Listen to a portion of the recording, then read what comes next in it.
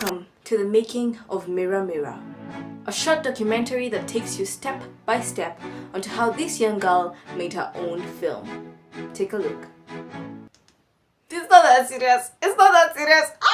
I'm just a girl. I'm just a girl with a big dream. But now that I have your attention, let's rock and roll.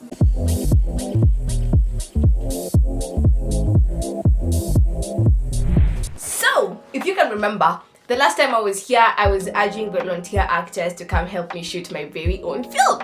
Safe to say, our film was shot. Yes, Marco. Thank you very much.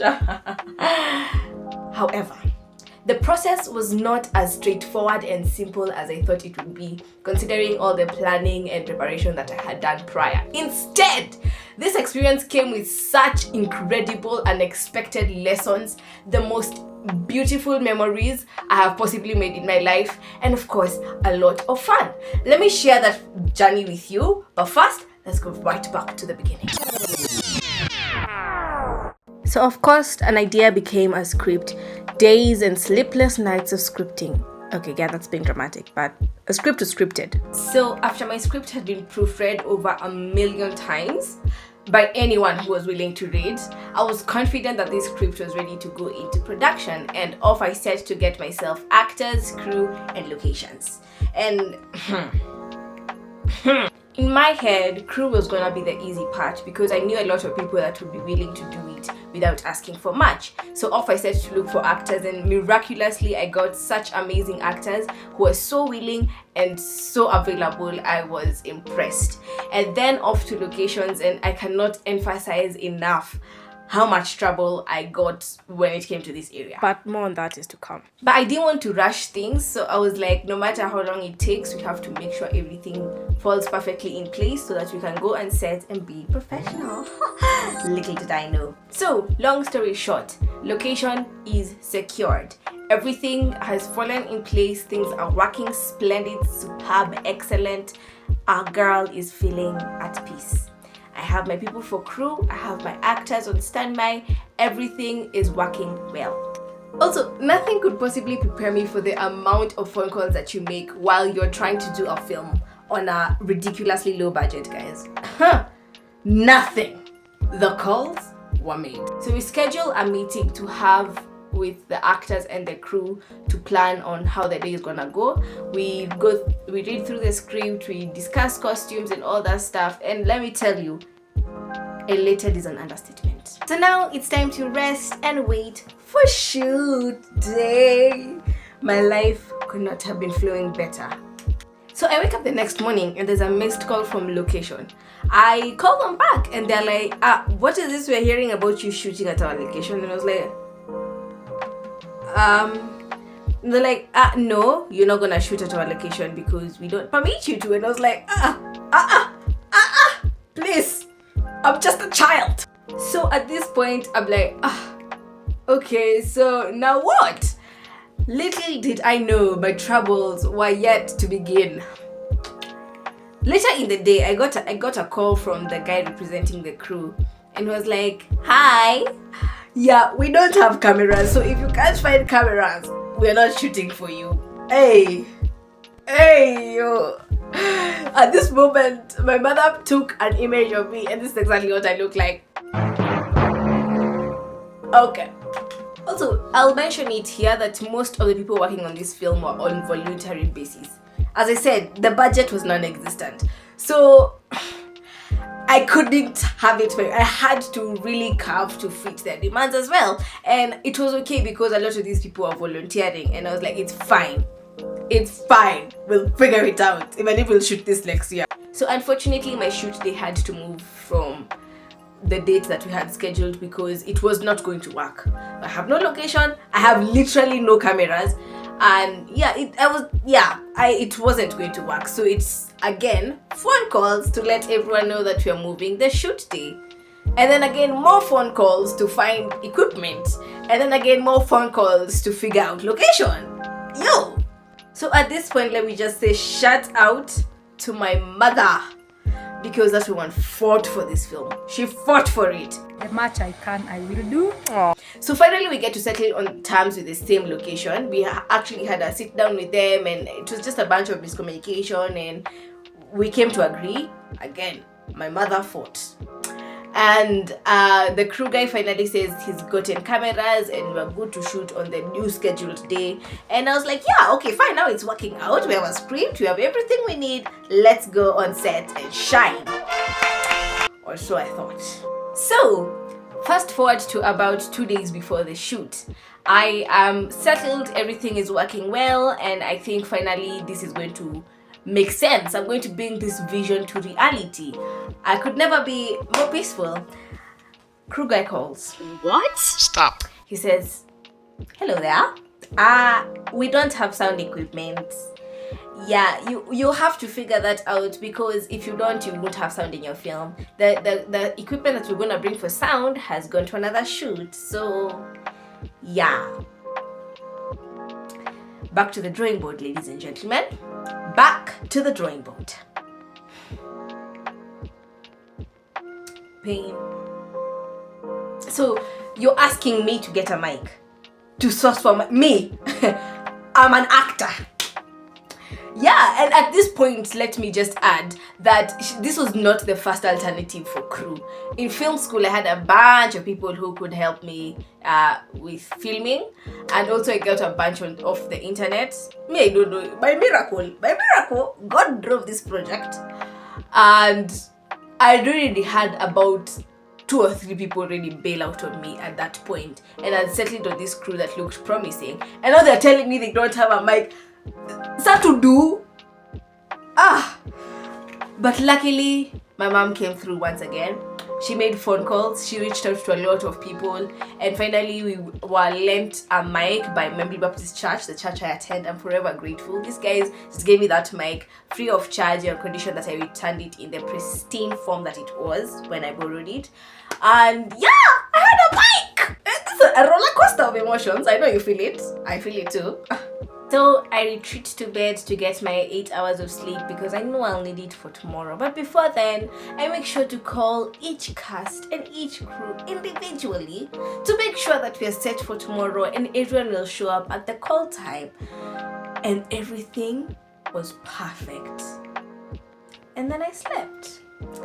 And I woke up tomorrow, early in the morning, got everything ready, prepared, prayed, everything was good. Wow!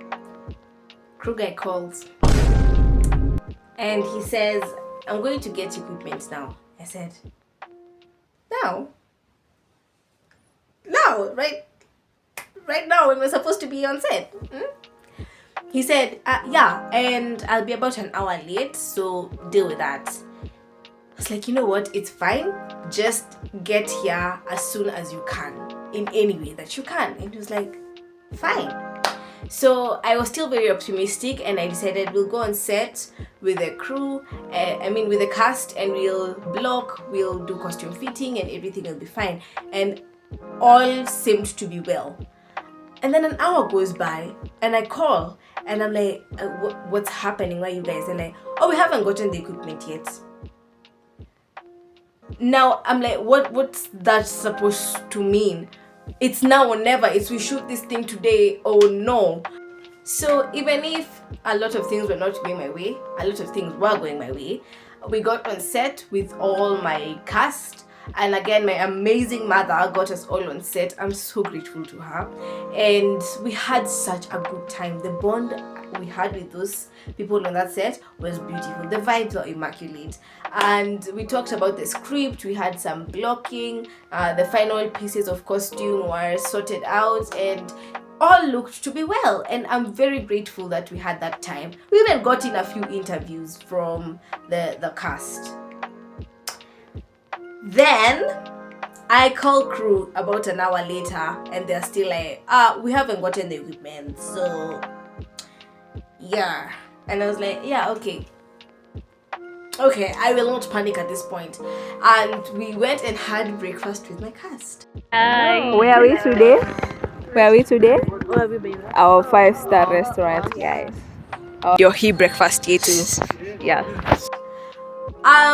We could not have breakfast on the location because it's a hotel actually, and you're not allowed to bring food in, but we're not going to afford that food for there. As I said, budget non-existent. So we had to exit location and literally eat on the side of the road. So at this point, time has really gone, and I was really trying not to worry or panic, but it was here. I was done, and I could just tell this thing is not going to work. We're going to call off this shoot. My cast and all the time that they've invested, my mom, the location, everyone will have to be disappointed because we don't have the crew here and it's impossible to do anything without them. And I felt really devastated, and I remember my sister told me, just have faith, let's pray about this thing. And we prayed about it, and then we were like, all right, so we believe it's still going to work out, but if worst comes to the worst, we'll just cancel this whole thing, people go home, and we'll apologize profusely. What I feared is exactly what happened. It was now midday. We have not started this shoot. It's not going to happen. I'm still getting feedback from the crew saying that they're on their way, they're stuck in traffic. But this point I was like, yeah, I've been played, these guys are not coming. And I have to break it to my cast at the time that we were having tea at midday. And I told them, it's okay guys, you guys have seen what has happened, we're calling this off and it's fine, and we'll figure it out. Maybe another day. We even started thinking of rescheduling. These guys were so nice. Rescheduling it for another day. I was like, yeah, well, that's interesting. And my sister also we had a kid actor. She's really young. She's just 6 years old. And when she heard that the shoot isn't happening, it broke her heart more than it broke mine. Yeah, and I counted my losses and started packing my bags. I might be smiling, but the pain is real, I swear. What are these? Like, I'm waiting for crew. We were supposed to start at 7:30. It's now 11:55 and they're not on set. I'm not on set. And I'm coming to learn that to produce you need money, because money speaks. And when you don't have money, people just misuse you. So these guys will just talk about it and be like, yeah, we're not there, what will you do? And I'm like, yeah, okay, fine, I'll wait. But at last, they'll come and we'll shoot. We must shoot because I'm just a girl. And this just a girl has made it this far. I've come too far to go back now. And that's that. Thank you. Oh, whoa, whoa. We're just chilling there. Remember, we're outside location. And a bike passes. And we just see that these guys have a bunch of, like, a lot of luggage with them. And my sister said, that's the guys for equipment. And I said, you're not serious. She said, it's them. I said, okay.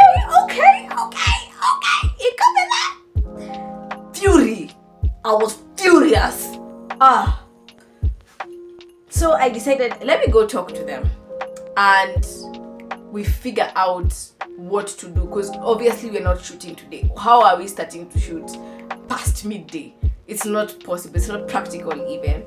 So we went and talked and decided we're not going to shoot because you guys are late. They're like, no, why? Let's just shoot. And I was like, you're not serious.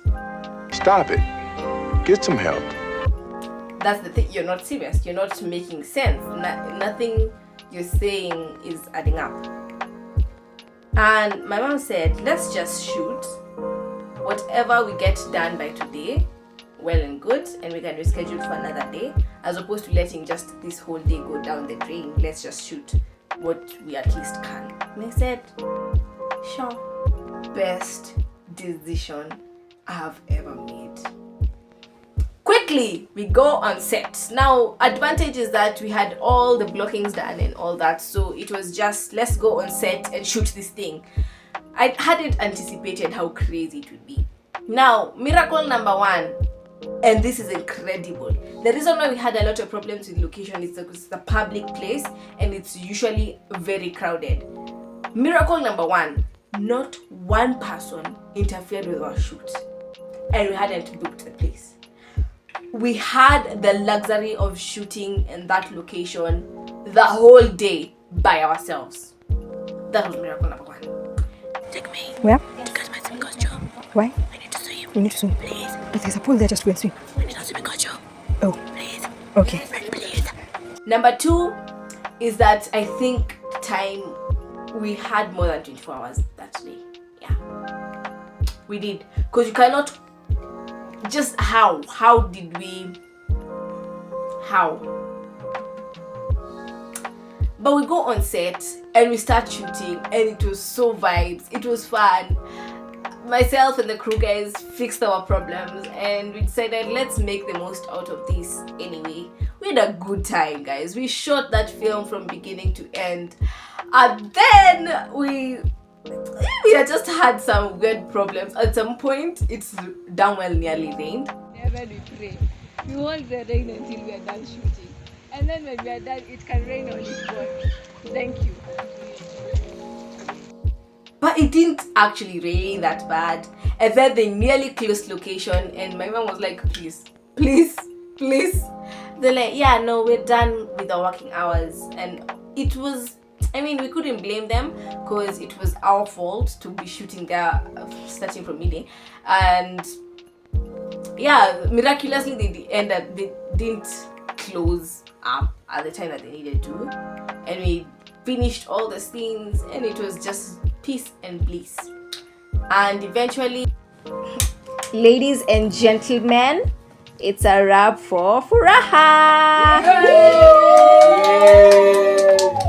Man, this has been the set of Being Pretty. We've been here from 8 a.m. to now it's currently midnight. It's 12 in the AM. But I'm glad to announce, ladies and gentlemen, it is finally a wrap.